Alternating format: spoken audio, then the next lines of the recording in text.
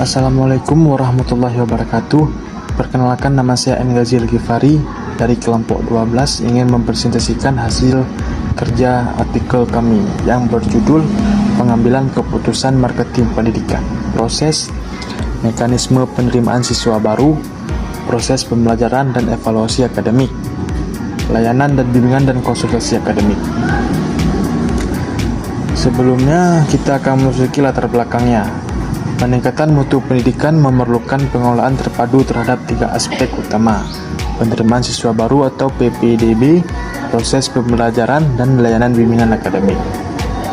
Tantangan yang dihadapi meliputi kurangnya transparansi dalam PPDB, integrasi komponen pembelajaran yang belum optimal, serta layanan bimbingan yang belum dijalankan secara komprehensif.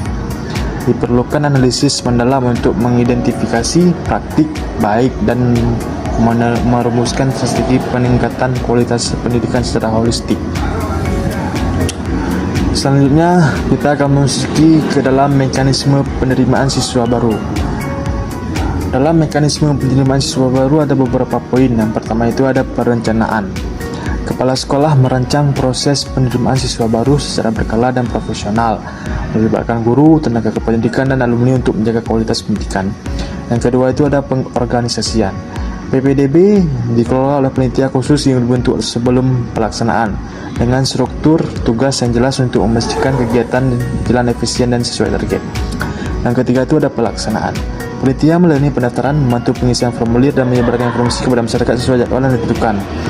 Yang keempat itu ada pengawasan. Panitia mengawasi pelaksanaan PPDB dengan komunikasi yang efektif dan penguasaan media informasi untuk menjangkau masyarakat secara luas. Dan terakhir itu ada evaluasi. Evaluasi dilakukan untuk menilai keberhasilan dan kendala dalam pelaksanaan PPDB, serta menyesuaikan strategi sesuai kondisi di sekolah. Kemudian kita masuk ke dalam proses pembelajaran dan evaluasi akademik. Yang pertama itu ada pembelajaran efektif. Proses terencana yang melibatkan siswa secara aktif untuk mencapai tujuan belajar melalui pengelolaan terpadu tujuan, materi, metode, media, dan evaluasi. Yang kedua itu ada faktor pendukung. Yang pertama, guru profesional dan kompeten. Yang kedua, siswa dengan minat dan kemampuan beragam. Yang ketiga, sarana dan prasarana memadai. Dan terakhir, lingkungan belajar yang kondusif. Kemudian komponen pembelajaran. Tujuan, materi, metode, media, dan evaluasi digunakan secara sinergis untuk mendukung proses belajar yang optimal. Kemudian peran guru. Guru sebagai sumber belajar, fasilitator, pengelola, demonstrator, pembimbing, motivator, dan evaluator. Dan terakhir, evaluasi pembelajaran. Menggabungkan penilaian formatif seperti tes, tugas, diskusi, dan sumatif seperti UTS, UAS. Teknologi seperti kuis online digunakan untuk efisiensi dengan pengawasan guru agar tetap fokus pada tujuan pembelajaran. Baik, sekian dari saya. Selanjutnya akan dilanjutkan oleh rekan saya Azumardi Azra. Baik, saya Azumardi Azra akan melanjutkan presentasi dari Ghazil Ghifari. Baik, selanjutnya layanan bimbingan dan konsultasi akademik. Tujuan umum: membantu siswa mengembangkan potensi pribadi, sosial, akademik, dan karir melalui pendekatan yang komprehensif.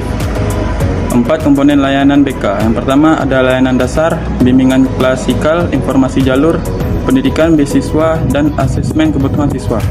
Yang kedua, perencanaan individual, penjurusan studi lanjut, dan perencanaan karir berdasarkan potensi siswa. Yang ketiga, layanan responsif, konseling individu atau kelompok, mediasi, kunjungan rumah untuk menangani masalah siswa. Dan yang terakhir ada dukungan sistem kolaborasi dengan orang tua, institusi luar, serta peningkatan kompetensi guru BK.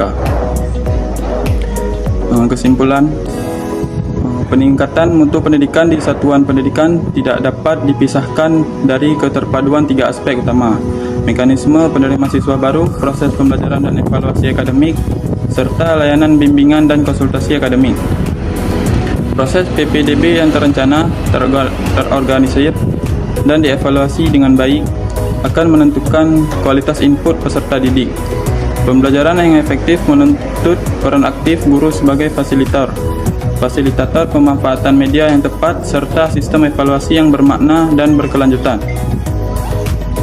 Sementara itu, layanan bimbingan dan konseling yang komprehensif mendukung siswa dalam menyelesaikan permasalahan serta merencanakan masa depan akademik dan karirnya.